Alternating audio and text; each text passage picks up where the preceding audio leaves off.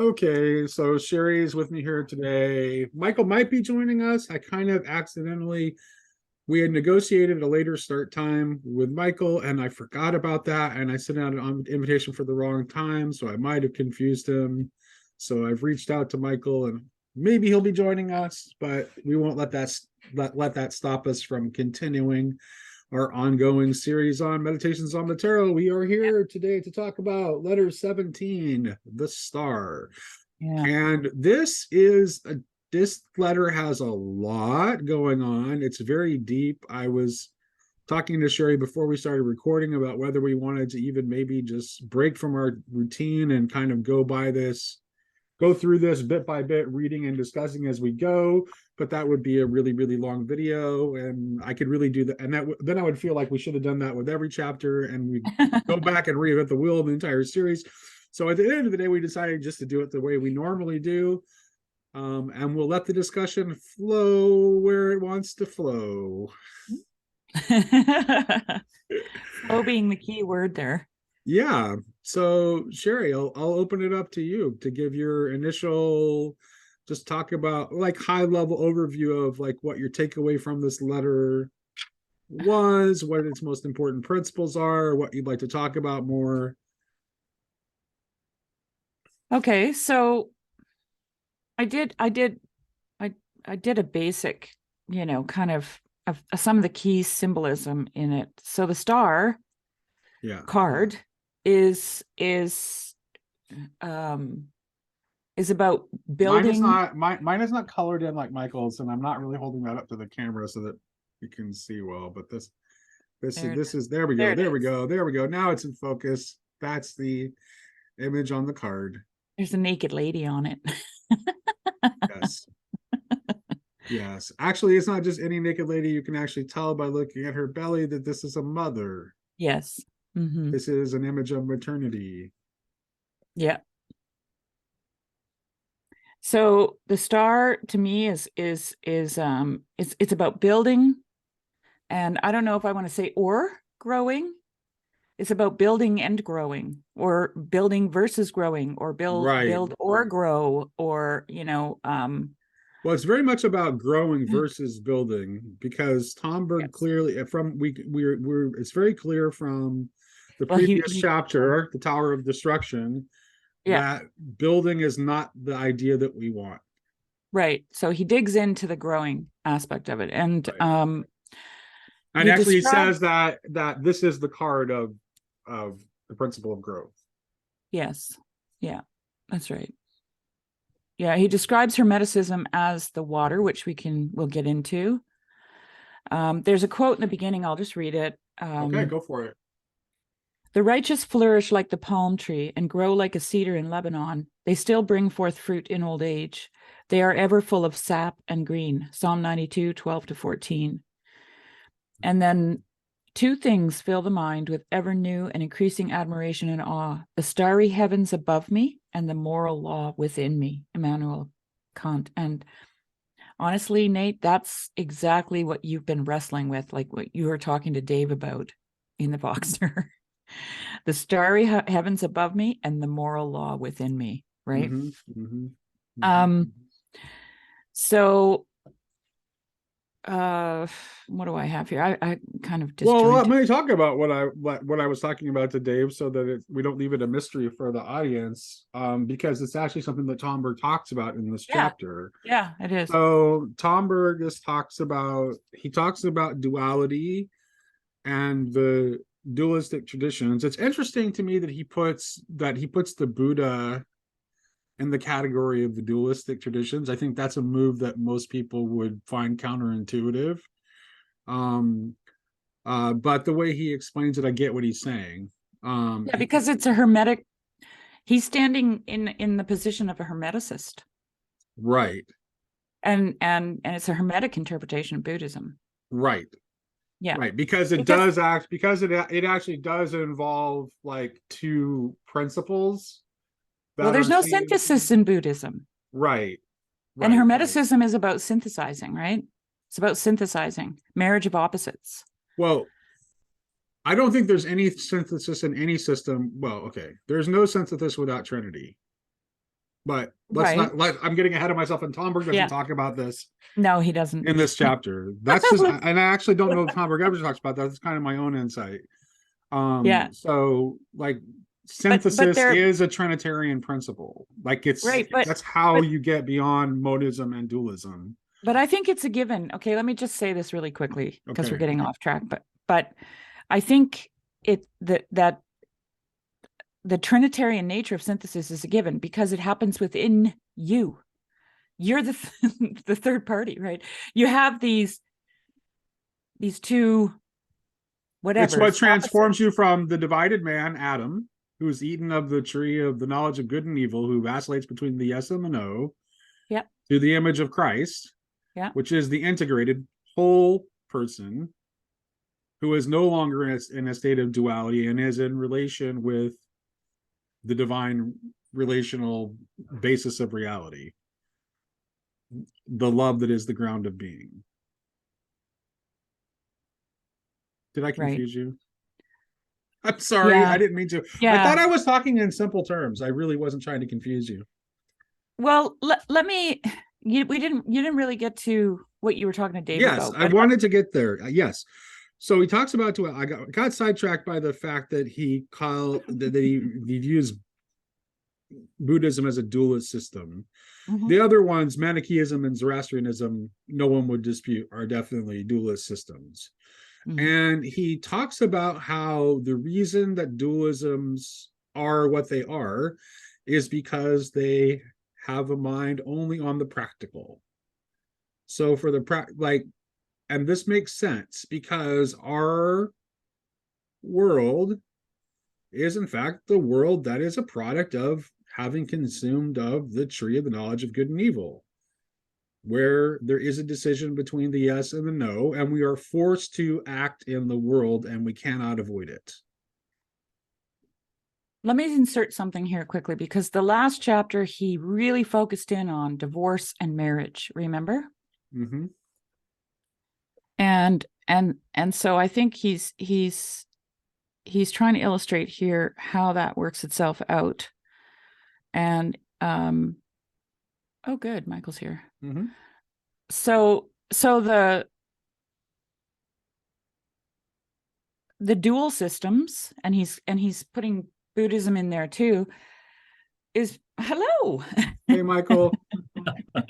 We're talking about duality at the moment, just to get you up to speed. Both of you?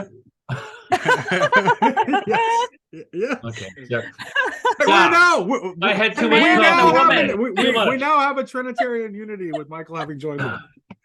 The man and the woman are talking about duality. Anyway, so I just wanted to point out that last chapter he talked about divorce and marriage, right? And so I think at least let me just say it personally, what I see in those other systems, including Buddhism, is this proclivity to want to divorce yourself from something, right? The world. Right. Yeah, to choose for one side or the other of the yes-no right. duality. Yes. And it's about the marriage of the lamb, right? It's about marrying things. Marriage he of calls opposites. it the marriage of opposites. Yeah. So I think that's why he comes to that conclusion about Buddhism, because there's a divorce there. That's how he identifies it as being dualistic, I would say. Right, which is why I said that this is why I said Trinity is the principle. Synthesis, like Trinity is the principle, is the representation of the very principle of synthesis itself. Okay, so what if we think because about what that Paul is what makes said. possible that marriage of opposites. Right, and you know how Paul said, I do the thing that I don't want to do, and what I don't want to do, I do, right? So right within you, you have these opposites, right? Right. So you have a mind that wants that has this higher ideal, and you have a body that's going out doing stupid stuff, and vice versa, right? You have a body that has an ideal and a mind that's doing stupid things. Right. Well, yeah, because Tomberg doesn't want to blame the body, as we know from the previous chapter. Right? And I wouldn't either, actually. I think the body is a baby, little baby. So here's an interesting bit is like, what do we make of he ultimately, so he points us toward this hope that is beyond the duality, right? It's the And above. he talks about its relationship to the future. Mm-hmm. But where does that leave where does that leave us in relationship to the duality of the present? Like, how is it, He how says to say yes to that. That's what my quote was that I dropped in to there. He accept says the duality? So yes. this is right, which is the Trinitarian synthesis, which is the thing that Ian McGilchrist means when he talks about the non-duality that also contains duality. You can't. This is how you get married. You say yes. Right. I'm pro-binary, by the way. Right. Right.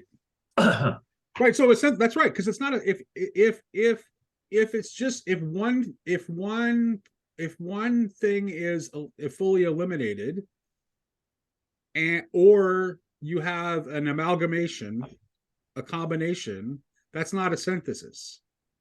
Right. There's no divorce. The only way to have a synthesis is essentially if you just have, well, this is why I was trying to, this is actually related to what I was trying to explain earlier about the about the way I work with the language, the biblical language about God choosing, is that that God chooses, but God's choice is not a choice between the yes and the no, like ours is. That God's choosing is simply a positivity. It's always affirmative. It always but then you can't call it a choice. Let there be. I'm going to be super literal here because no, you have to eliminate the word choice. It's God chooses to create, and it's not. Right. It's being or non-being. That's right. This is Shari. This is why we still have to understand it as a choice, because, and actually this is related to the way Tomberg talks about. So the way Tomberg talks about duality here, because he says that duality is a necessary precondition for action. And that's true of if we're talking about finite beings, that's true. However, we also understand God as pure act. Like this is straight Aquinas, right? God is actus purus. Yeah. So if God is act, then God is also in some way choosing. Even if he's not deliberating amongst options, we can still say that he's choosing. But and there's biblical precedent for that everybody forgets because they've drunk the scholastic Kool-Aid. I can't remember if I think it's in Exodus, might be in Deuteronomy, where God is going to kill Moses. Yeah. And changes his mind. Right. Mm-hmm. Right. I was going to kill him. I was going to kill him. I changed my mind. Right. Okay. So he does that a lot. God changes unchangeable. Why does he change? Right. Jesus actually appeals to that characteristic of God in the Garden of Gethsemane. Well, the question is like what? Yeah. Well, who or what is changing when God is said to change is the question that I would ask. And of course, well, that's a big question. Have to take that as an interpretation of what God was doing and a projection. Mm-hmm, exactly. The Yahwist, but I mean, don't come after me, sola scriptura people. Don't you think that's an interesting observation, though, that Jesus appeals to that characteristic of God in the Garden of Gethsemane? He says, if this cup could pass from me. Right. That's why I'm trying to recover some sense in which we can say God chooses. That's why I'm insisting on this point, Shari, is because we do have this strong biblical imagery of I agree with you. I totally agree with you. The thing is, when we start having this conversation, we're doing it under that scholastic assumption that God's unchangeable. It's Aristotelian. And I think you can't even think of God in those terms. Right? And that's okay. No, I think, Michael, it's still partially right. Okay, so I've said this is a thing that I've said before. I think classical theists and process theologians are both half right. And I think in order to understand how they're both half right, we have to think about the way that Jesus is the God man, and there's no qualification in either the God or the man. And so Jesus clearly does undergo change because he enters into our finite mode of being fully. He's fully human and fully divine. So that means that through Christ, God enters into our mode. Right. Well, this is how I would put it. I think there is an immutability of God, but I don't think it's the kind of immutability that people perceive as being static, right? Where he's just like this, like pillar of salt or something. And it's what love is. Love is right. Love is always love, right? And love is that is the very that pure affirmation where it's only the yes. That's precisely that is to me is very connected to what the nature of love is. Well, let me just explain this. So okay.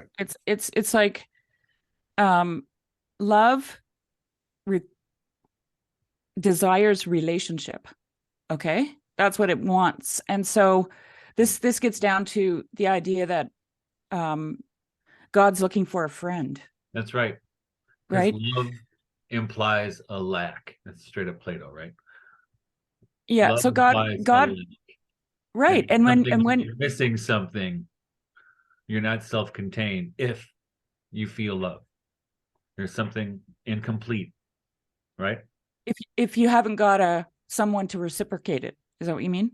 Well, no, because with some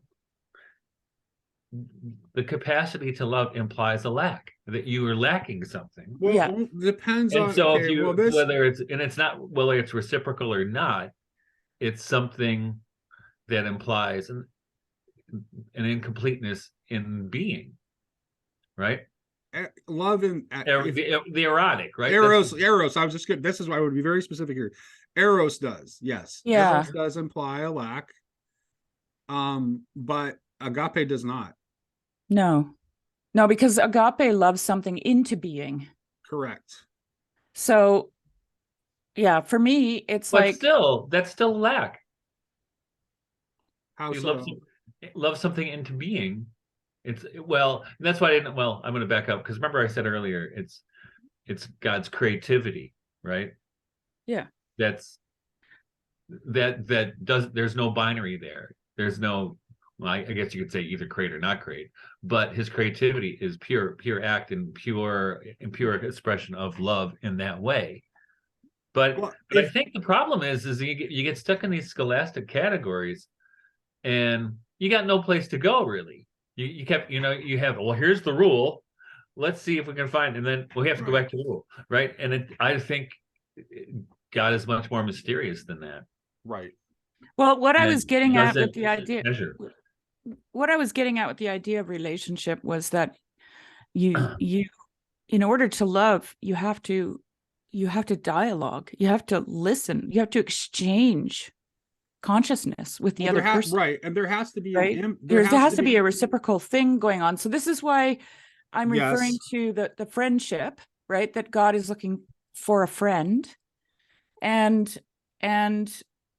so I don't know. I just love how George MacDonald puts it, because he says here, love loves unto purity. Love has ever in view the absolute loveliness of that which it beholds. Where loveliness is incomplete, and love cannot love its fill of loving, so there would be the lack, in a sense. It spends itself to make more lovely, that it may love more. It strives for perfection, even that itself may be perfected, not in itself, but in the object. As it was love that first created humanity, so even human love, in proportion to its divinity, will go on creating the beautiful for its own outpouring. There is nothing eternal but that which loves and can be loved, and love is ever climbing toward the consummation when such shall be the universe imperishable divine. So to me, that is the perfect description of the immutability of God. That never changes, right? God will always love something to perfect it, to make it more lovely. Yeah, this is David Bentley Hart's essay, No Shadow of Turning, which is one of the clearer explanations of divine apatheia that you'll find. He's absolutely insistent on um that that there's no difference between the divine apatheia and God's nature as love. Like those are in principle the same. Oh. Yeah.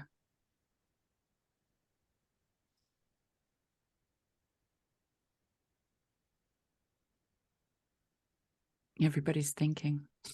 Yeah. Um Did you guys talk about the card yet? we did. We A did. little And I bit. showed I showed done. my We're I showed finished. I showed my uncolored vastly inferior version from my copy. But so okay. So we got here by talking about the duality, and let's talk about he transfers, like, so the way that essentially the way out of the duality that Tomberg offers, he talks about in terms of hope. Let me just read the first two little paragraphs just to give the listeners kind of like a jump in here. The 16th major arcanum of the tarot presented us with the alternative of two ways, that of construction and that of growth. And it portrayed the dangers of the way of construction by presenting the law of the Tower of Babel to our hearts and minds. Having understood this, one is led to decide upon the way of growth. Now, the 17th major arcanum of the tarot, the star, which is what we're talking about, is the arcanum of growth, just as the 16th arcanum is that of construction. Therefore, it is a matter now of a spiritual exercise devoted to growth. It is time for us to concentrate on the problem of growth. That's an interesting way of putting it. And to meditate on its essential aspects with a view to arriving at a contemplation of its kernel or its mystical, gnostic, magical, metaphysical essence. In a word, at its hermetic essence. Let us therefore apply ourselves to this threefold task. So Well, we're the talking about problem, the problem of growth is actually related exactly to this issue of dual. Those are actually connected. That the issue of duality gets into later, and this is what Jesus is talking about when he talks about the wheat and the tares growing up together. The yes and the no. Right. I can read that little. I've got that little paragraph here that I quoted this morning, Nate. If you want me to read it, sure.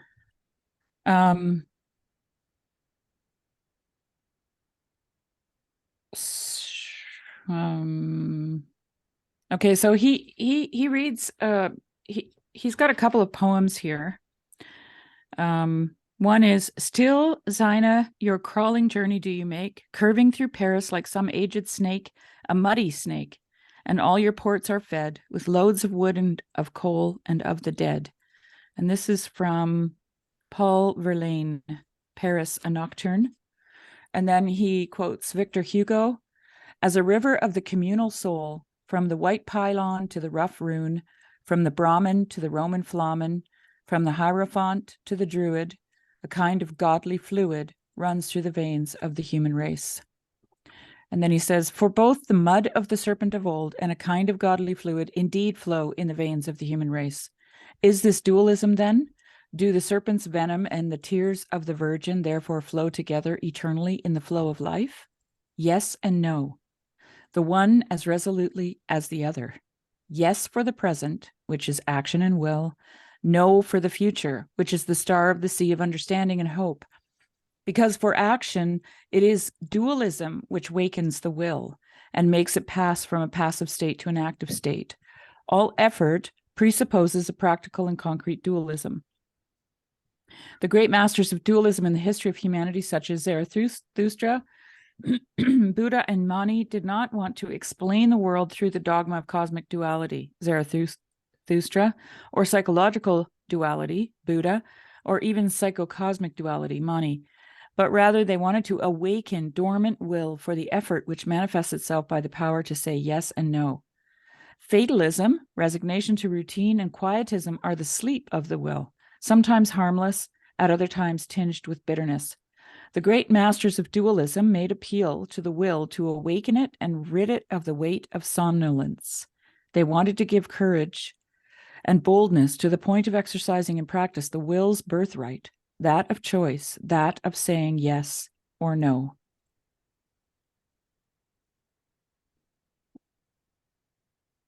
Right. So there it is. And yes, and then he goes on from that, and he talks about like the reason for this is because those systems are concerned with the practical. Right. The And aim, go ahead. the aim which the great masters of dualism pursued was practical, i.e., relating to the domain of yes and no. And we, insofar as we pursue a practical, earthly, psychic, or spiritual aim, cannot accept the flow of human life, mankind's history and cosmic evolution simply as it is, and let ourselves be carried along by it. We are bound to distinguish here between the mud of the serpent of old and a kind of godly fluid, and to say yes and no with all the practical consequences that this yes and no entail. At the same time, Jordan Peterson is a master of dualism. That's why he is the way he is.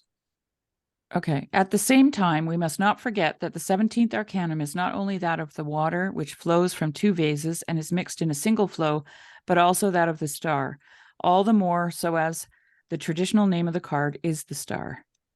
And then he gets into the read this whole section, because this is like, to me, this is the core of the meat of the chapter right here. Okay. The great central star of the card, as moreover the whole constellation of 8 stars, invites us to an effort of consciousness to unite contemplative justice, the yellow star with 8 rays, with active justice, the red star with 8 rays, i.e., to unite the guiding principle of understanding with the guiding principle of the will. In other words, it invites us to overcome dualism through the magical and alchemical operation of nailing opposites to one another, that which one calls the marriage of opposites. The marriage of opposites makes that light force radiate into the world, which renders the future not only acceptable but also desirable, which transforms the future into promise, and which is the antithesis of the thesis of the author of Ecclesiastes, the son of David, king of Jerusalem, who said, "What has been is what will be, and what has been done is what will be done, and there is nothing new under the sun." The light force which emanates from the star, constituted through the marriage of contemplation with activity, and which is the antithesis of the thesis that there is nothing new under the sun, is hope. It proclaims to the world, what has been is that which prepares what will be, and what has been done is that which prepares what will be done. There is only that which is new under the sun. Each day is a unique event, and revelation will never be repeated. Hope is not something subjective due to an optimistic or sanguine temperament, or to a desire for compensation in the sense of modern Freudian and Adlerian psychology. It is a light force which radiates objectively and which directs creative evolution towards the world's future. It is the celestial and spiritual counterpart of the terrestrial and natural instinct of biological reproduction, which was mutation. Which, with mutation, produces natural selection, which latter, in its turn, produces with time biological progress. In other words, hope is what moves and directs spiritual evolution in the world. Insofar as it moves, it is an objective force, and insofar as it orientates and directs, it is a subjective light. This is why we may speak of it as a light force. Hope is for spiritual evolution what the instinct of reproduction is for biological evolution. It is the force and the light of the final cause of the world, or, if you wish, the force and light of the ideal of the world. You want me to keep going? No, we can stop. We can stop for now. Because there's a lot. There's enough to There's a lot unpack there. a ton. And he goes. It's even more because, like, what's coming up next? He's going to talk about how he's going to talk about the crucifixion of this, or the crucifixion of the serpents, and he's going to talk about the crucifixion of Christ. I gotta grab something. Yeah, you bet. Yeah.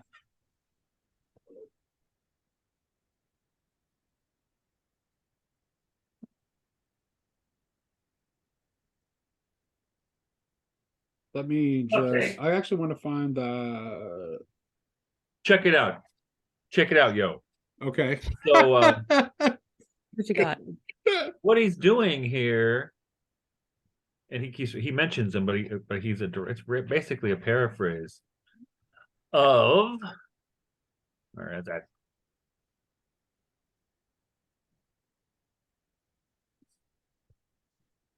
There you go. It's a paraphrase of Teilhard de Chardin, Yes. Mm. of his poem. Do you know The Eternal Feminine? No, I don't know that one. Let me.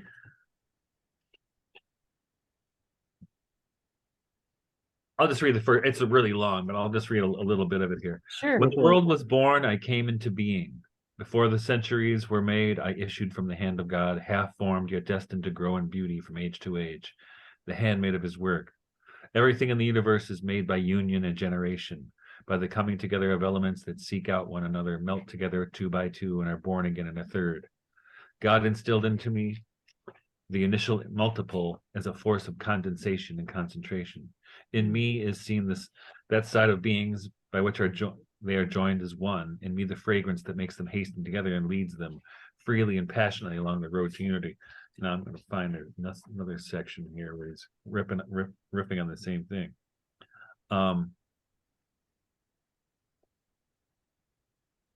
In the regenerated world, I am still, as I was at my birth, the summons to unity with the universe, the world's attractive power imprinted on human features. The true union, however, is the union that simplifies, and to simplify is to spiritualize. The true fertility is the fertility that brings beings together in the engendering of spirit. If in the new sphere into which created being entered, I was to remain woman, I was obliged to change my form without impairing my former nature. And he keeps going, it's Sophia. Right. Yeah. What he's talking about, and that's what Tomberg gets to right after this when he starts talking about motherhood. Right. Yeah. Yeah, that's actually something that I drew attention to earlier. This is why I think he's talking about water. And this is something actually. This is a question I asked Shari earlier. He spends a lot of time talking about water and the symbolism of water in this chapter, and obviously that ties to the symbolism on the card, which is definitely a feminine symbol of maternity.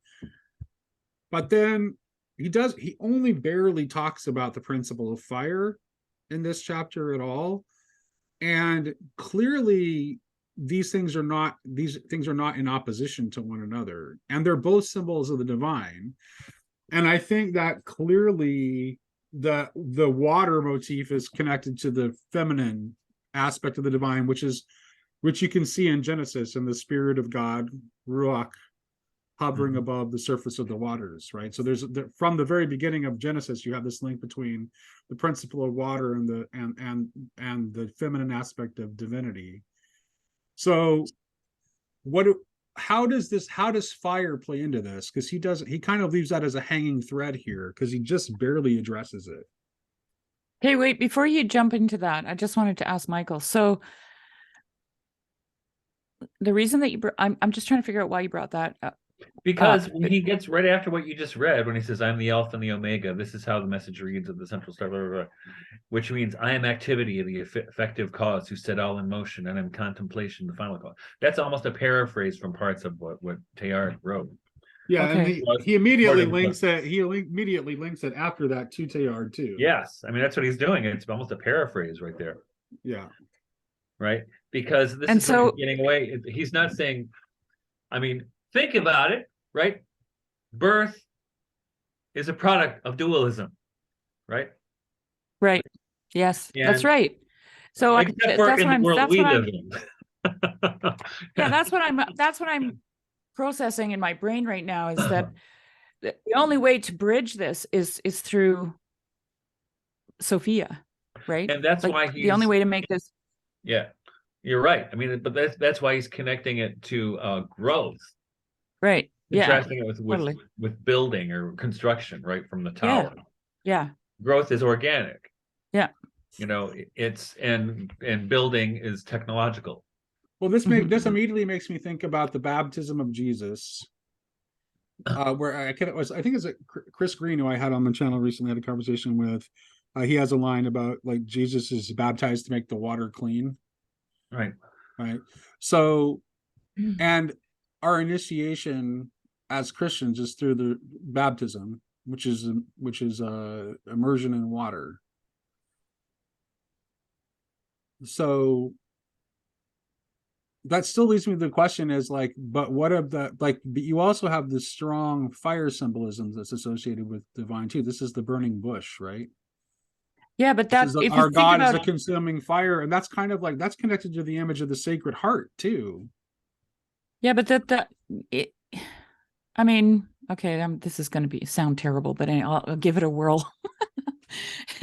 The burning bush is representative of, or symbolic, let's say, of Mary, right? Where she has the fire of God, but she's not consumed, right? Contained within her. So I think that there is a marriage there, pardon the pun, of the water and the fire right there in that image, in the burning bush. So so you're saying that is a unity of the principles of fire and water together without an obliteration of other, right? Because of the presence of the principle of water, the fire does not consume, because the principle of water is cooperating with it. Is that something? Cooperating with it? Yes. Synthesized, I would say. Well, synthesized, fine. Yeah, it's water and fire operating together, because if it were just fire, the bush would be consumed. Right. And this is why I said earlier that water puts fire out. Right. Yeah, right. That's you saying water trumps fire. Yes. Water, paper, fire, shoot. I'm all about it. If this is the masculine and the feminine, I'm going with it. Sorry. So what about the waters of the flood then? Ooh, nice. I'm telling you, this chapter left me with like lots. It was great as always, but it left me with a lot of questions. Well, would that be being born again? Yeah. Yeah. Talk about purifying, huh? Yeah. But it didn't work though. And God that's another case where God was right at doing it too, right? That's another thing where like God seems to like have changed his mind. It's like, yeah, maybe I shouldn't have done this. I won't do it again, I promise. Here's a rainbow as a symbol of that promise that I won't do it again. That's pretty reductive. Well, I mean,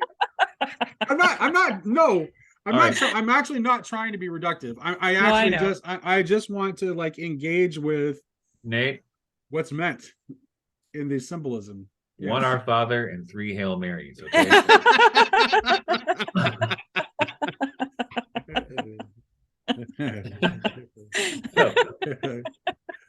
But I think I think with symbolism, I don't think you can apply that to every single thing. But I think the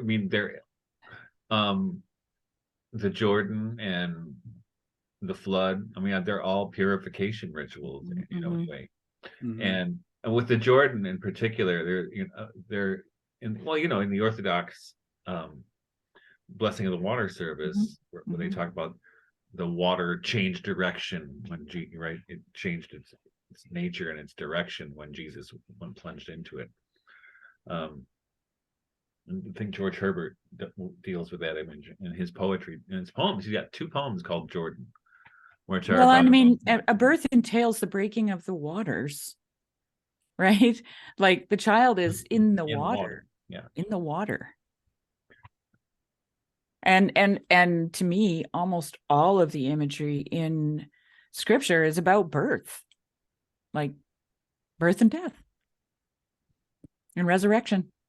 I wonder. We can go home now. But he also connects. This is on page 472 when he talks about the separation of the waters in Genesis. But then he goes to that is necessary to attain to an intuitive perception that is immediate and endowed with the certainty of obviousness, that the principle of fluids, sap, and the principle of hope are one and the same, namely the principle of water. Fluid sap is the bearer of the agent of growth, and so is hope. when it is a matter of growth in the sense of transformability of things, that is, their transformation in conformity with their divine prototypes. Thus, hope is the bearer of the agent of growth in spiritual evolution. It acts in the sphere situated above consciousness, whilst the agent of growth in biological evolution acts in the sphere beneath it. Right, and this is, and then guys, the next paragraph starts with, "This is why the card of the 17th Arcanum of the Tarot represents the woman, the maternal principle." Yeah, we should talk about Beneath that is probably. and Yeah. above her, and the flow of continuity of biological life beneath her. Right. I love what he says next. He says, because every mother professes a double faith, the faith of celestial hope that the future will be more glorious than the present, and the faith of terrestrial continuity that the flow of succeeding generations will go forward in the direction indicated by hope from above. Every mother knows, insofar as she is a mother, that underlying the flow of generations, there is at work the primordial magical impulse of the effective cause, the alpha of the world, and the final cause, the omega. And then it says here, in other words, each mother professes by the very fact that she is a mother, the divine origin of the world and divine aim of the world. If this were not so, she would refuse to give birth to children who otherwise would be destined to be victims of absurdity. Right. Well, So speaking well of put. absurdity, probably some edition's going to come out of this book and using birthing person instead of mother. Oh gosh, I hope not. But here's the thing, though, right? And Yeah. and I think this is true. That Tomberg is pointing to such profound spiritual and biological truths here. Yeah. That our own demonic culture tries to turn into a parody. And I think it's really fascinating to me that in Brave New World by Aldous Huxley, mother is a dirty word. The worst thing you can say mother. Well, it's almost that way right now, I think. It is. I mean, as a mother, I've felt like I needed to apologize for that somehow, Girl, like, you be you, right? I mean, I'd go for a job interview and they'd say, so, what's your work experience? I'm a mom. And then I just started saying, well, screw it. I said it with like deep pride. I'm a mother. Try that on for size, because it's not easy. You see, you pull a baby out of your belly, mister. And then raise it. Yeah. Hello. But that's, I mean, it really is. I mean, I think Tomberg, now I don't know, looking at this, if he was being really prophetic. I'm kind of in this mood right now because I've been asked to write a piece on transhumanism. Oh. And I mean, that's part of the transhumanist project right now, is erasing women. And how absolutely diabolical that is, and how easily people go along with it. And isn't it interesting? And one of the Tomberg's favorite topics is technology, right? Yeah. How as the feminine in particular gets erased. Well, right, and this is like he talks about that in here, I think, doesn't he? This is, I think, what do you? It's interesting because there's a desire to overcome the duality, but instead of to overcome the duality in a true synthesis, in a ontologically Trinitarian way, the move is to make everything the same, or to make a weird hybrid mixture. And that's construction and not growth. That's right. Right, exactly. Right. Or it's destruction or construction and not growth. Well, you just see these people mutilating their bodies. Right. Every day. You can't avoid it. And that's they're trying to construct a new persona by destroying something. Here's how it's connected to here's how they've lost hope, and that this is why they have to do it this way, because they've lost hope, because everything has been confined only to the domain of the closed circle. So any eschatological horizon that they can imagine has to happen within the closed circle of a pure materialism. There's no opening, there's no spiral. Right. And they're trapped in that closed system. So the only place for them to go is to try to enact it in that way. So it's not even that they're completely crazy or Right. they're not sensing something real. It's just that they've been trapped inside a framework where they can't see where they're being actually directed. They're Well, trapped. They're well, trapped. the other If thing you're, is it's the demonic parody of the conjunction of opposites too, right? yeah, The yeah, integration of the anima or the animus, right? Right. You can't do it by surgery, right? You cannot. And in fact, I was talking about today. Was teaching a high school homeschool class on Shakespeare, and we were talking about the alchemical aspects of Romeo and Juliet, for instance, and how throughout the course of the play, Romeo becomes more feminine. In fact, there's even a point where he says, "Juliet, thy love hath effeminate made me effeminate," and whereas Juliet becomes more masculine or Right. more proactive, Right. she takes on more aspects of what we usually associate with boys. Because they're becoming like each other in the process of the chemical wedding that is that right, play, right. right? Right. But it doesn't come through surgery, No. right? You I'm can't just, you can't integrate the opposite by you can't storm the gates of heaven. You can't do it by cosmetic means or those kinds Yeah. of practices. I'm having a thought here. I just want to throw this out to you guys and see what you think, because this closed circle is like a trap, right? If you're in the closed circle, you're in a trap. And what are you? You're And it trapped. traps you, by the way, by offering you freedom, and specifically freedom from God. Yep. Well, what are you? Empowerment, right? You're literally trapped on the horizontal, right? Which is you're trapped in your body. You're trapped in your physical body, right? Okay. Yeah. And so how, I was just, when you guys were talking earlier, I was thinking of how I have seen animals chew off parts of their body to get out of the trap, right? Because it's the body that excuse me, it's the body that has trapped them. They want to be free, but they can't because their body is trapped. And he talks about on page 483, he says, well, it starts at the bottom of 482. The circle of ceremonial magic, just like that of science, is closed in principle, but every individual human soul can leave it by embracing a more elevated ideal and by renouncing all the advantages that the circle offers him. This is an important aspect of the meaning of the formula of Christ, I am the door, namely, that there is an exit from every closed circle, from all captivity in the spirit. So it is, being trapped.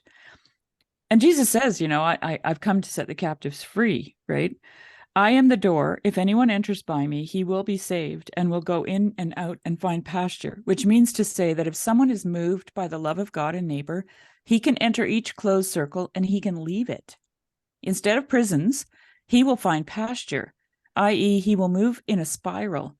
It is thus, for example, that Teilhard de Chardin could enter the closed circle of science without being captured, and he could leave this circle by transforming it into a spiral. It is thus also that Saint Martin could enter the closed circle of ceremonial magic without being captured by it, and he could leave it by transforming it into a spiral. The spiral, this is the good news, i.e., the gospel, to all those in captivity in closed circles. Jesus Christ said to Nathanael, because I said to you, I saw you under the fig tree. Do you believe? You shall see greater things than these. Truly, truly, I say to you, you will see heaven opened and the angels of God ascending and descending upon the Son of Man. Heaven opened, it is the way of the spiral into the infinite which opens. So just in thinking about, how people are, transhumanism, for example, to remove parts of the body and replace them with other things, right? It's like, to me, it's an attempt to get out of this captivity, right? Which is, like I've always said, our limitations are our body, which is the space we live in, and time, right? That is the closed circle. And Jesus is the door, right? Which allows us to move up the level, like we were talking about earlier, Nate. So the spiral is the circle, but it's leveling up, right? And it's infinite. It's open-ended. Well, specifically, I would say there's so and the fundamental duality which being in Christ resolves has to do with the fundamental thing that God man unites, that Christ unites, which is the created and the uncreated, the finite and the infinite, because our lives are a tension between those, as long as we remain in that divided man state. And unity with the hypostasis of Christ is the only way that we can overcome that dividedness. And we have to embrace both. This is why we share in his death and his resurrection with the body. Like, see, this is exactly the thing. This is why the body is so important, right? Because people are trying to escape this closed circle by trying to escape their body. That's what they're doing. And they're chipping away at the circle by chipping away at their own bodies. Well, look, the thing they say, I was born in the wrong body. Yeah. Excuse me? Yeah. How does that happen? How could you be born in the wrong body? They're trying to transcend that closed circle is what they're doing, and they're perceiving it. But here's the thing, though, it's like, but here's the thing, it's like their framing is responsible for why they think that. Like, let's say they're framing. The framing of modernity is why they can't think anything. It's like, okay, I'm a man, but I feel something about myself that is feminine. So the only way I can express this is in some material way, because the frame that I live in is an exclusively material frame. So I would never consider, for example, the fact that, like, maybe the reason, let me give you a, this is going to make some people squeamish, but we're talking about Tomberg, so it's appropriate. One of the reasons someone could have a strong, like, let's say, take someone who actually has a genuine case of dysmorphia, right? And they have a very strong sense of, like, they should be the other gender. One of the possible explanations for that is that this person has memories of a recent past life where they were another gender. Could be. That is a possible explanation of it. The other thing is, like, I think a lot of this is about just like shamanic echoes that are pointing us toward transformation that we have no spiritual system for dealing with, because our spiritual systems are all propositional tyrannies. Well, I just kind of see, like, I kind of see this tendency for people to try to escape their body, like through Gnosticism and Buddhism. It is very Gnostic. Yeah. But I think, go ahead. No, you, Shari, you go. Well, it's kind of like the next logical conclusion. If you're truly searching and trying to get out of this closed circle, the first place you would start would be your body, because that's the thing that you can't escape, right? But why? Why not? Well, that doesn't, like, you're trapped because you're trapped. You're like an animal in a trap, and you're gonna. I have no. This is the thing. I have no ability to relate to that feeling. So I'm really trying to understand. No, because Jesus is the door. Okay, so now you can go in and out of those closed circles, and they become pastures. That's what I just read, right? Right. That's why you don't. Right, exactly. Well, that's why I'm saying this is why I'm saying that what it has to be the framing that is causing it, because I think it's the framing, but I also think it's the framing into which we incarnate. I think my own theory about why this has been happening is because of probably a lot of environmental problems as well, but also the incarnating ego. I mean, in children coming into the body, and who knows what happens when I was a kid, you got 4 vaccines, now they get 50, 72. 72 or whatever. Yeah. But Are on the there's schedule. it might be that, it might be other stuff in the environment, but we all know that we're finding hormones in the drinking water from birth control, right? But there's could be that, but also I think even more spiritually, the incarnation, right? So you have the body, and the body's messed up in some way because of this environmental stuff. I'm talking about in infants, or even in utero, right? Yeah. Then when the etheric body is supposed to get strong, and it doesn't. And if you have a weak etheric constitution, that leads to all kinds of learning disabilities and other kinds of emotional, social problems. Kids who don't crawl, kids who skip crawling, kids who... Can you explain etheric body to those of our listeners who may not understand that term? This is the body that we share with the plant kingdom. This is the growth body. So this is why you see children, babies, grow so rapidly, and then they stop. And so, Michael, that's important, because you said it's the growth body. So this brings us back to the central theme of this letter, right?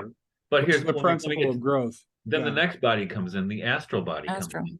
And we all know about this because it comes in when you're 13 and you become nuts. And I have a 14-year-old son right now, trust me. But it happened to me too, right? But if you have a weak etheric body, and I've seen this a lot of times, and I had a pretty weak etheric body as a kid. I think I didn't have a great constitution until I was older.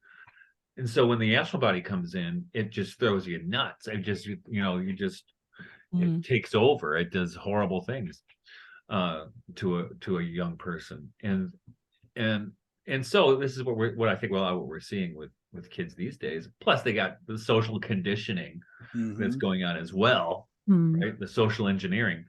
But you have a weakened constitution, then because the constitution is weak, the etheric body can't do what it's supposed to do to buffer the astral body as it comes in. And when the astral body comes in, and this is what they're trying to head off at the pass too, with some of these kids, with giving them hormone blockers, right? Which is just screwing up the incarnation of the individual. So no wonder. I mean, we shouldn't ask why it happens so often. We should ask why it doesn't happen all the time, in a way, because, and this is again, this is what he's talking about. Construction is different than growth. Yeah. Right. And if we attended as a culture and as parents and stuff to more of creating the conditions for growth, meaning, part of it being connected to the creation and being connected to real food, for instance, and stuff like this. Michael, I wrote or rhythm. One of these things we say as Walter teaches, rhythm replaces strength. So you have a kid who has a weak constitution. Well, rhythm replaces strength. Regular bedtime, regular get up time, regular dinner time. Those kinds of things actually strengthen the constitution of a child. And my grandmother always said, most families don't have that. No, and my grandmother always said, "You'll eat a peck of dirt before you die." Right?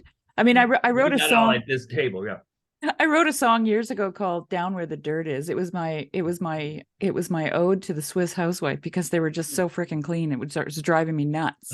Okay, and it was down where the dirt is. That's where life's got to be. Down where the dirt is, far from sterility. Like this is the whole idea of microbes in the earth and microbes in your body resonating with you, right? And my gut biome. Okay, we've done that to ourselves too. We have completely sterilized many children's lives, and then they're not getting the proper, like, this is really pragmatic here, but they're not getting the right bugs. They need those bugs. When I had my goats, I didn't deworm them because they're dairy goats, and I just didn't want that happening. And when we would butcher, there's a way to clean out the intestine to check for worms, and none of my goats ever had worms, never. But they had a huge area to browse, and they had all kinds. They had forest and field and everything, right? And there is a way for these things to actually live in harmony with each other. Some of these parasites, right? Well, that's what biodynamic farming is all about, right there. Right. Yeah. So anyway, I just had to say that. So how do we? So here's the question, and I don't know if Tomberg. Oh, there was a book we were talking about, right? Yeah, no. This is all good. I think actually what you guys have just been talking about is a good segue into what I want to bring up, because Tomberg talks about growth and he talks about this principle of hope, which is kind of like that thing which is guiding us into a future that is like, I would say that representative of the Trinitarian overcoming of the duality that we live in currently. So, but the question is like, how do we act in how do we act in the world in accordance with this principle of growth as opposed to building, and what does that mean for the kinds of things that we're doing collectively and collaboratively, and what does it mean for our communities, and what is the where's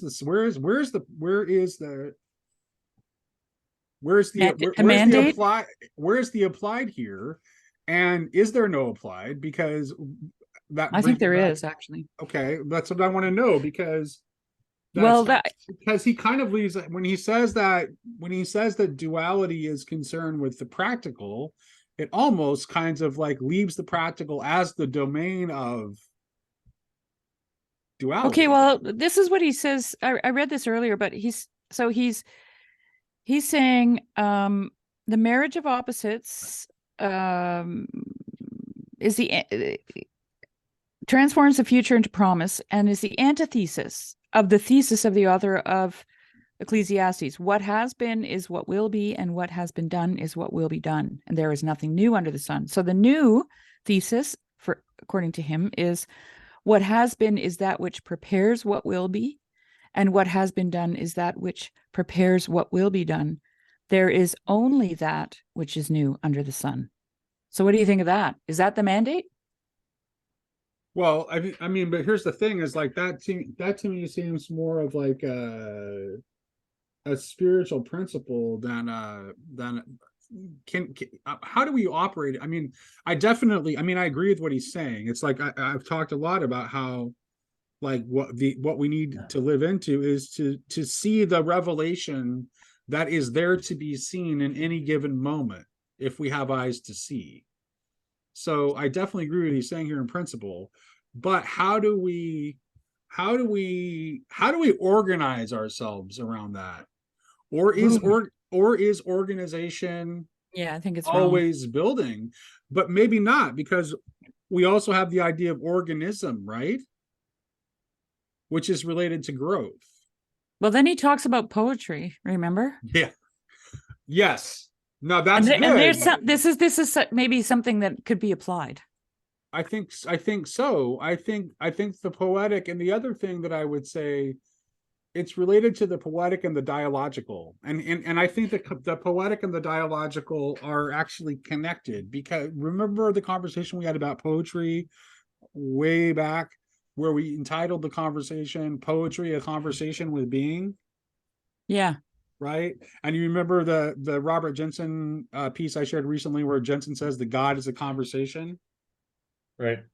And then think about some of the things that John Vervaeke has been saying on his After Socrates series, where John is really like kind of honing in on this truth being revealed, not in the first person subjective or in the third person objective authoritarian, but in the second person, you. Well, I think it's right on page 476. Okay. Yeah. And actually, when my gloss from I don't know how long ago, when he says one cannot pass by poetry, one attaches value to tradition, and my gloss is, dude.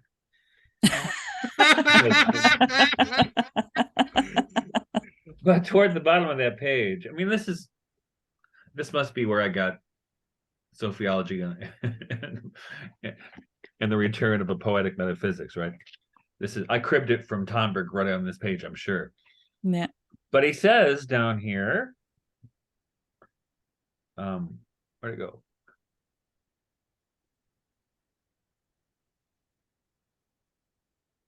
The poetic, this is right after the first sentence in the next paragraph. The poetic impetus vibrates in the whole work of Father Pierre de Chardin. of a kind that his critics, as I understood from a conversation with them, see in it a weakness that is reprehensible from a scientific, philosophical, and theological point of view. Bollocks! But they are mistaken, since poetry is elan, and elan gives wings to imagination, and without winged imagination, directed and controlled by the strict laws of intrinsic coherence and conformity to facts, no progress is possible. One cannot pass by poetry because one cannot do without the elan of imagination. Mhm. One should only be on guard that one is not carried away by imagination, which seeks brilliance and not truth. With respect to an imagination that loves truth, that is, which loves and seeks only what is coherent and in conformity with facts, it is what we name genius or fruitfulness in the domain of human endeavor. Hermeticism also cannot pass by poetry. What Yeah. is the Emerald Table of Hermes Trismegistus if not a piece of sublime poetry? Right, et cetera, and a little bit farther down. Now, poetry is not simply a question of taste, but rather one of, and this is the important word, Yeah. fertility Yeah. or sterility of the spirit. Without a poetic vein, there can be no access to the life of the Hermetic tradition, and this is about fertility. And fertility, I mean, I don't want to keep harping on this. Fertility is what our culture for the last few generations has been hostile against. Yeah. And there's no That's the growth thing we want to without kill. fertility. There's no growth without fertility. No growth. No fertility, no life. Well, Michael, Yeah. you're so irresponsible. Didn't you know we're terribly overpopulated? You don't know how many times I've heard that Yeah. from Oh, I people know. to my face. Yeah. And you know, good thing I have developed feminine side, or I would have punched him right in the nose. Right. There's no word to describe that view other than demonic. Well, I even at a Waldorf school, of all places, I'll never forget being in the teacher's lounge between classes and reading a book or something. And these teachers are in there talking about overpopulation. They said, "Oh, we've really got to do something about the population." I'm like, "Hey, who's going to volunteer to make room? Okay." You're gonna make room. You're gonna get off, you know. And this is what I want to drop that bomb on the World Economic Forum. They realize, oh, we've got to reduce population. Okay, let's start with you and you and you and you and you. Yeah. Right. Well, and it's just fundamentally based on a lie. Sorry, I'm getting mad. I mean, like it's seeing scarcity as the most fundamental fact of reality, but that's Right. And not. I mean, you probably plenitude is saw, the most fundamental fact of reality. you probably saw recently, and more than a couple times, Elon Musk has even come out saying that population cratering is the biggest problem facing us right now. Yeah. Oh yeah. A lot of people are screaming that. Yeah. Yeah. It's huge. And fertility is also, I mean, we know this, that, I mean, just going back, I think 50 or 60 years, that sperm counts have plummeted. So the people who are saying this, like, do they believe what they're saying? What's going on? They believe that fertility is a bad thing? Yeah. Yes, they believe that. Yes, they believe that. But Mhm. why? Because Why they've do been they think- conditioned to believe it. They've been hearing it. I've been hearing it since I was a kid. Yeah. Yeah. Yeah. It started with Biafra. Well, then and plus from, the pill, right? I don't know if you saw there. I shared it on social media yesterday. I think it was yesterday, the day before, maybe, about how transhumanism is already here. yeah. And what Yeah. was this? Did you see that one? And there was this British woman. Let me see her name. Harrington, I think her last name is. Oh, Mary Harrington. Mary Harrington. And it was wonderful because she was talking about it's the pill which started transhumanism, right? And how it commodified women's bodies in a way. And as we know, it doesn't it's not hard to figure out. I mean, there would be no OnlyFans without the pill. And the tragedy is, I mean, if you've probably heard this. Now, when I was, early youth, most girls I knew were on the pill. And what I've seen the recent, get this for recent research, they discovered that women who get off the pill all of a sudden find themselves attracted to different kinds of men. Oh, that's interesting. Interesting. And they're like, what I like, your pheromones don't work for me anymore. Right. And all of a sudden they're whispering, you're like, yuck, what, where did you come from? Right?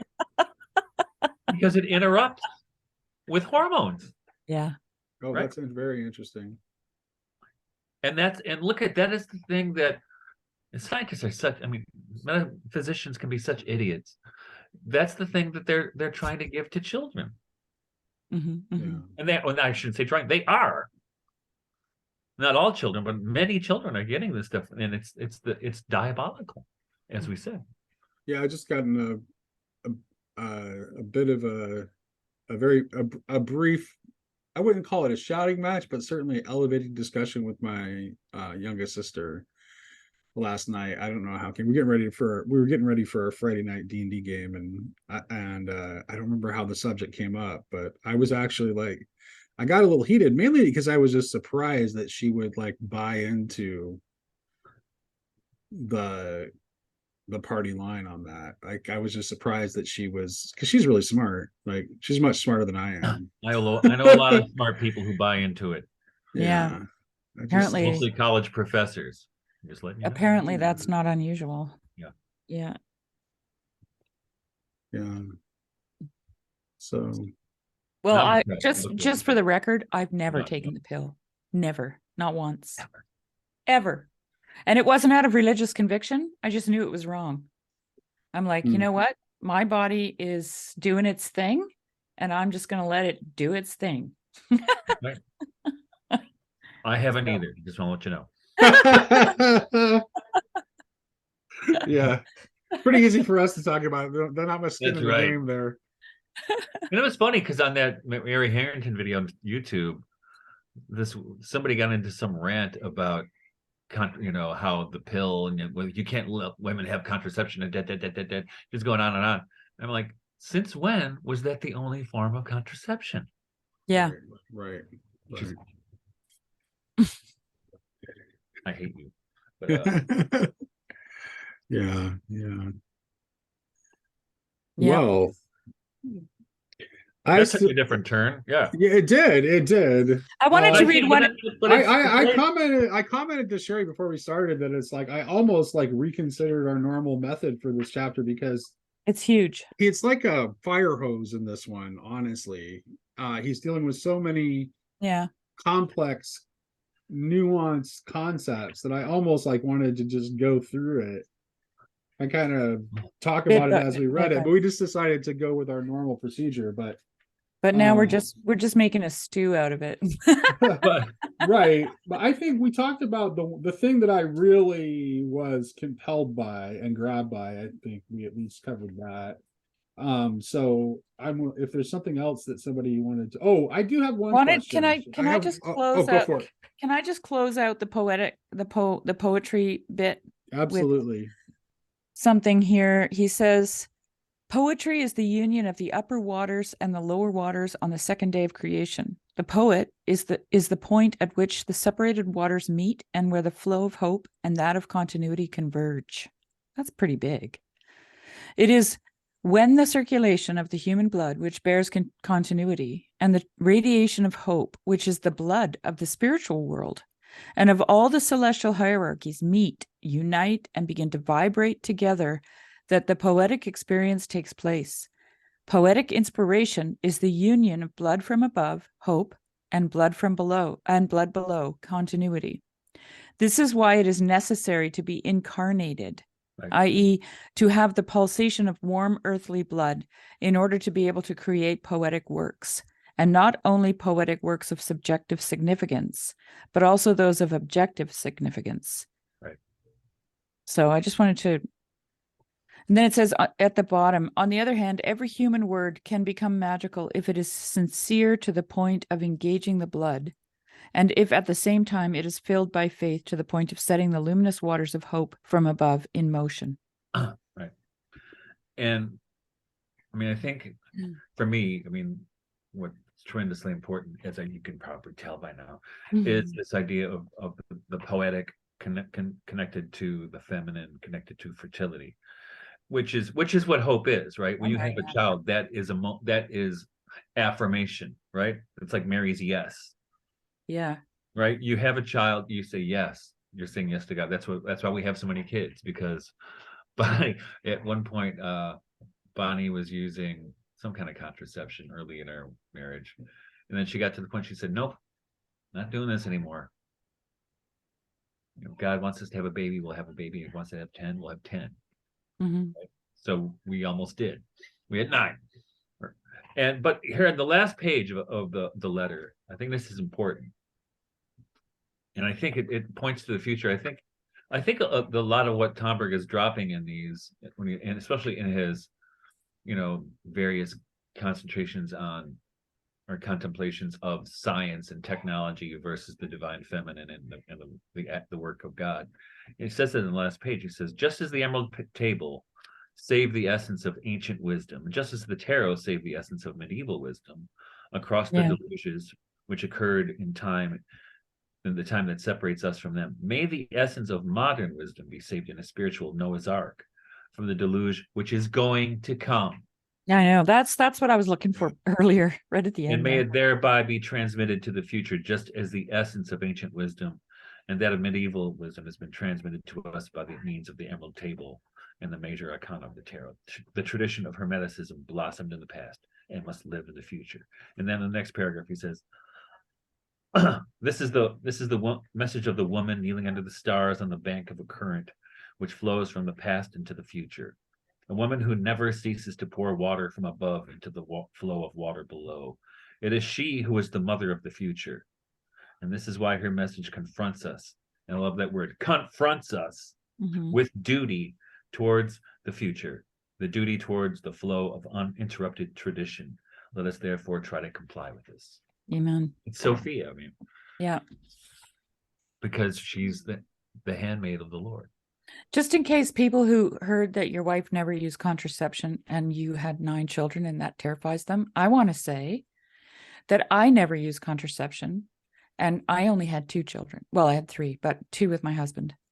And that was it. And we both said to God, if it's 10, if it's 12, if it's 15, whatever. And it was 2. So I have a question. I have 2 questions. I have 2 questions. One is related to the section that Shari just read. I was actually going to ask a question about the part with the blood anyway. So the question is blood associated with fire or water? Because we often talk about people having fiery blood, right? Well, I thought it was like the sap in the tree. Yeah, I think right. Yeah, I think it's life force, and like he's using it in terms of like life force and life force, where hope is the spiritual life force, and then the blood is the life force of biological life on on Earth. So I think he's using it in terms of life force and life force. I just wonder again. It's like, well, what about the connection of fire and blood that we sometimes have? Because again, this chapter is all about water, and I'm left with questions about fire. And then the other question I have is to Michael. It's like we spend a lot of time on this channel trashing modernity, and Tomberg here is pointing toward something, some work that would be able to capture the wisdom of modernity. Do you have a candidate for a work that you think at some point might be seen as having captured the best of what modernity has to offer? David Bohm. Oh, interesting answer. Okay. David Bohm? How do you spell the last name? Bohm. Okay. And you can actually look up, there's a few choice little short videos of him on YouTube, which will blow your mind. It's funny because I might be inclined to say Barfield, and Barfield and Bohm had a relationship, of course. Did they? I didn't know that. Yeah. But really? Barfield I've never even heard of him. Barfield actually admired David Bohm quite a lot. Oh yeah, Bohm was a quantum physicist and philosopher. And in fact, I was just talking about him yesterday, his idea of implicate order, which means the whole is implied in the part and the part is implied in the whole, that's the macrocosm and the microcosm to use, right? and it's beautiful. When I discovered him when I was in graduate school during one of my master's degree, I was like, wow, where did this come from? What is here's the thing. I think also, I don't know. To me, I don't know if I would question. Here's the thing. I think I have some sense of what the wisdom of modernity is. And it actually has to do with tradition. Because there was something, and it has to do with this mixture, the mixture of the mud of the serpent, right? Modernity had this strong impulse because modernity essentially forms as a rejection of tradition, specifically a rejection of the Roman Catholic Church, which it saw in its coming into being, it saw as having been mixed with the muddy waters of the serpent. Whether it's right or wrong about that assumption, it definitely saw it as having mixed with the muddy waters of the serpent. So its impulse to overthrow tradition was because it saw the tradition as being corrupt. So maybe there's something about being able to see when a tradition has become corrupt. I mean, like science right now, right? Like science right now, right? Yeah. Well, actually, yeah, and science is starting to see its own blindness, I think, to a certain extent. Yeah. Which is good because that means that we might move on to something. So science. Well, I mean, but there are lots of scientists that are starting to see the limitations of science too. So there are positive signs too. Although certainly, I think that's like more of a political thing than it is actually was the church when something it was corrupt, in science. Right? Exactly. Yeah. Yes, precisely that. Yes, that's right. It's actually that's true. When it was corrupt, I said when. I can't believe I said when. But it's still the church. You know. So that's what I mean. So. Okay. Yeah, that's a good question, Michael. Is it? So that's like that's something I could sit with. That's a question I could sit with for a while. Is trying to think like, okay, what is the church? What? Well, no, well, not, yeah, that one too. But really, what is it that's good of modernity? I mean, right? That we. Well, I got a little list of my people, and my list is more contemporary because I've only been doing this for a short time, not as long as Michael and not as long as you. But the keepers of the wisdom of modernity for me are Michael Martin, Paul Kingsnorth, Martin Shaw, Rupert Sheldrake. Right. I love that guy. Yeah. Malcolm Guite. People like that, and I think actually that's the alternative. That's the alternate modernity. Well, it's the mythopoetic, right? And according to Tomberg, that's the connection that needs to be made in order. I think Milbank talks a lot about the alternate modernity. And he makes essentially the same case that John Vervaeke is making, which is that the alternate modernity is a continuation of the Neoplatonic tradition. It is just an advancement of the Neoplatonic tradition in light of the new things that we have learned. Like that recent conversation, the bishop said a transfiguration of Neoplatonism. I thought that was actually an interesting term. That's why I called my one book Transfiguration. Yeah, right. Yeah. Well, actually, speaking of John Milbank, I told you Michael Martin was on the list. Speak to him about the alternative modernity in a few weeks. Oh, awesome! Who? Mike Sauter and I. Oh, awesome! I will definitely be watching that one. Mm-hmm. Well, there's a new one out. But I think I don't know if did you guys catch the one put a little bee in his ear about potentially having that conversation with John Vervaeke, because I think that would be fantastic. But because they have they share a lot of the same presuppositions, even though they operate in different domains. No, what was I going to tell you? Yeah, well, you said, did you see the one? No, because we talked to John Michael Greer. I think you could add him to your list too. He's really brilliant, and what a nice guy he was. Yeah. So yeah, I highly recommend his book, The Retro Future. The Retro Future. I referred to your podcast yesterday. I did a little live stream on the Girl Country thing because we're going through the book Fantasties, me and a couple guys, and I told them to watch the one with Mary Walters Oh yeah. to listen, because she because we were talking about the fairies and the flowers and you know, yeah. all that stuff, eh? So it was really, She yeah. does that. Yeah, she's right She there. totally does that. Yeah. Yeah. Yeah. She totally Right. does. I loved listening to that, actually. It was great. Right.